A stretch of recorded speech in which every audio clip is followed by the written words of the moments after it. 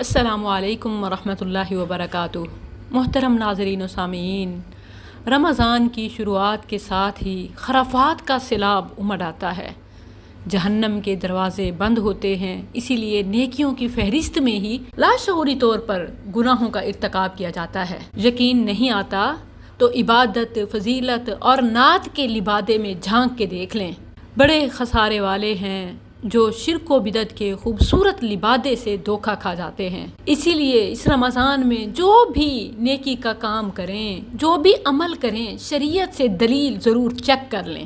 جس طرح ہر چمکتی ہوئی چیز سونا نہیں ہوتی، ہر مشہور پھیلائی ہوئی سنی سنائی بات دین نہیں ہوتی۔ مختلف بڑے بڑے نامی گرامی چینلز، سپیکرز، نعت خواں استقبال رمضان کے ساتھ بڑھ چڑھ کر فضائل اعمال، وظائف، نعت رسول مقبول پیش کر رہے ہوتے ہیں۔ یاد رکھیے، ان میں سے اکثر و بیشتر نعت مقبول نہیں بلکہ مذموم اور موضوع یعنی من گھڑت اور فساد عقیدہ کی جڑ ہوتے ہیں۔ تو یہ کیسے پتہ چلے گا، میں آپ کو بتاؤں گی، اور شرعی ریفرنس کے ساتھ مستند بات انشاءاللہ۔ آج ایک مشہور نعت جو رمضان کی مناسبت سے ایک مشہور چینل اور آئی ڈی پر بڑی زور شور سے پیش کی جا رہی ہے۔ اے سبز گنبد والے منظور دعا کرنا، جب وقت نزا آئے دیدار عطا کرنا۔ ویسے تو یہ لمبی نعت ہے جسے نعت رسول مقبول کے طور پر پیش کیا جاتا ہے۔ یاد رکھیں، واللہ یہ مقبول نہیں، مذموم اور موضوع ہے۔ یہ عقیدے کی بربادی کی جڑ ہے۔ رسول اللہ صلی اللہ علیہ وسلم کو ایسے مخاطب کرنا جیسے وہ موجود ہوں، جیسے وہ ہماری سن رہے ہوں اور ہماری مدد کر سکتے ہوں، یہ انداز، یہ عقیدہ ہی باطل ہے، یہ شرک ہے۔ لیکن کوئی اسے گستاخی، بے ادبی اور فلاں فلاں کہہ سکتا ہے۔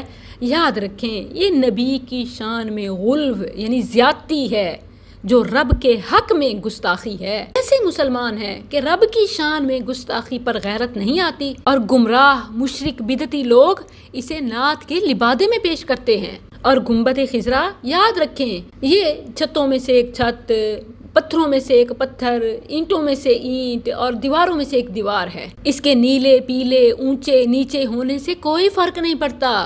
اللہ کے ہاں جو رسول اللہ صلی اللہ علیہ وسلم کا مقام و مرتبہ ہے وہ اس سے کہیں اونچا ہے۔ اور منظور دعا کرنا مطلب آپ رسول اللہ صلی اللہ علیہ وسلم کو اے سبز گنبد والے سے مخاطب کر کے دعا کی منظوری مانگ رہے ہیں، یعنی کہ ہماری دعا قبول کریں۔ دعاؤں کو قبول کرنے والا کون ہے؟ قرآن میں تو ربنا تقبل آیا ہے۔ یہ اے سبز گنبد والے منظور دعا کرنا، یہ رسول تقبل کہاں سے ہو گیا؟ اور پھر موت کے وقت میں، یعنی جب وقت نزا آئے دیدار عطا کرنا، کیا رسول اللہ صلی اللہ علیہ وسلم کے یہ اختیار میں ہے کہ امتی کی، ولی کی، نیکوکار کی نزا کے وقت آ جائیں اور دیدار کرا دیں؟ کیسی عجیب سوچ ہے، عجب ایک سلسلہ ہے جس کے جی میں جو آتا ہے بولتا جاتا ہے۔ اے کاش کہ قرآنی آیات اور انبیاء کی دعاؤں پر غور کیا ہوتا۔ رسول اللہ صلی اللہ علیہ وسلم تو اللہم، اے اللہ کہہ کر اپنی نزا، اپنی سکرات کے وقت میں دعائیں کر رہے ہیں، اور امتی اللہ کو چھوڑ کر، نبی کے طریقے کو چھوڑ کر خود نبی سے مانگنے لگ گئے۔ کیا یہ نبی سے مانگنا نہیں ہے کہ اے سبز گنبد والے منظور دعا کرنا، جب وقت نزا آئے دیدار عطا کرنا؟ اور پیارے نبی صلی اللہ علیہ وسلم کا طریقہ کیا ہے؟ بخاری کے حوالے سے آتا ہے کہ آپ نے اپنے آخری الفاظ، یہ جو نزا کے وقت کی دعا ہے، کون سی تھی؟ اللہم، کاش کہ ہم بھی اے سبز گنبد والے کے بجائے کہیں اے اللہ، اللہم، اے اللہ۔ یہ پیارے نبی صلی اللہ علیہ وسلم کے آخری لمحات کی نزا کے وقت کی دعا ہے۔ اللہم اغفر لی وارحمنی والحقنی بالرفیق الاعلی۔ اے اللہ میری مغفرت فرما، مجھ پر رحم فرما اور مجھے رفیق اعلیٰ سے ملا۔ رفیق اعلیٰ کون ہے؟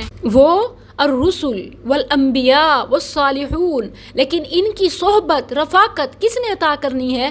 اللہم، اور امتی کس سے مانگ رہے ہیں؟ اے سبز گنبد والے۔ نبی کریم صلی اللہ علیہ وسلم کا طریقہ تو یہ ہے کہ اللہم اغفر لی ورحمنی والحقنی، لیکن امتی کہہ رہا ہے کہ اے سبز گنبد والے تو منظور دعا کرنا۔ کچھ تو شرم کیجئے، حیا کیجئے۔ سورہ شعراء میں دعائے ابراہیم علیہ السلام دیکھ لیجئے، ربی حب لی حکما والحقنی بالصالحین۔ سورہ یوسف میں دعائے یوسف دیکھ لیجئے، ربی قد آتیتنی، اے میرے رب تو نے مجھے عطا کی۔ طویل دعا ہے، ربی قد آتیتنی من الملک وعلمتنی من تأویل الاحادیث فاطر السماوات والارض انت ولی فی الدنیا والآخرہ توفنی مسلما والحقنی بالصالحین۔ کیا خوبصورت عقیدہ توحید ہے کہ زندگی، موت اور اس کے بعد جو دنیا آخرت میں امیدیں رکھنی ہے، اللہم اور ربی سے ہی اظہار کرنا ہے۔ ایسے مذموم اشعار کا کیا رونا روں کہ موت کے وقت بھی نبی کو پکارا جا رہا ہے اور قبر میں بھی اسی کے آگے دہائی ہے۔ میں قبر اندھیری میں گھبراؤں گا جب تنہا، امداد کو میری تم آ جانا ذرا شاہا۔ کہ اللہ کی شان میں تو گستاخی ہے ہی، نبی کی بھی بے ادبی ہے۔ انہوں نے پیارے نبی صلی اللہ علیہ وسلم کو سمجھ کیا لیا کہ یہ پکاریں گے اور آپ حاضر ہو جائیں گے؟ العیاذ باللہ۔ طرح نور خدا کہنا، نور ہدایت کہتے تو پھر بھی سمجھ آتا کہ جو آپ رہبری پیش کرتے ہیں وہ روشنی کا سفر ہے، لیکن انہوں نے تو نور خدا ہی کہہ ڈالا، نور من نور اللہ بنا دیا، اللہ کے نور کا ایک حصہ۔ ما قدر اللہ حق قدری، انہوں نے اللہ کی قدر نہیں کی جو اس کی قدر کا حق تھا۔ ان اللہ لقوی عزیز، بے شک اللہ یقیناً بہت قوت والا ہے، سب پر غالب ہے۔